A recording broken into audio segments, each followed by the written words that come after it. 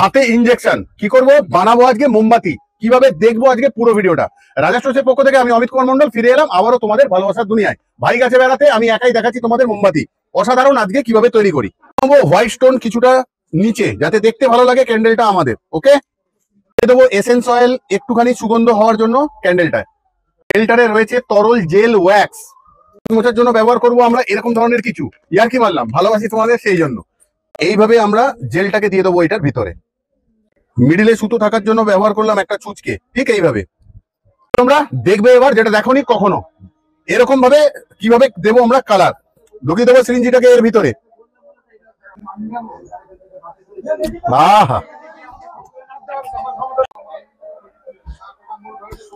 মাছের এরকম ডিম পাড়ে দেওয়ার পর বাকিটা আমরা করে নিচ্ছি ছুঁচে করে এর ডিজাইন। তাহলে ফাইনালি কোথাও তৈরি হয়ে গেল আমাদের জেল ক্যান্ডেল ক্রিস্টাল জারের মধ্যে। দেখবো কিরকম লাগে, কমেন্ট করবে তোমরা। আশা করি শিখতে পারলে, তাহলে বানিও তোমরা নিজেদের ক্যান্ডেল নিজেদের ঘরে, আর জ্বালাবে নিজেরাই। আর এতক্ষণ কথা বলছিলাম আমি রাজা স্টোর্সের পক্ষ থেকে অমিত কুমার মন্ডল। আবারও আসবো ফিরে তোমাদের ভালোবাসার দুনিয়ায়। ভালো থেকো, সুস্থ থেকো সবাই।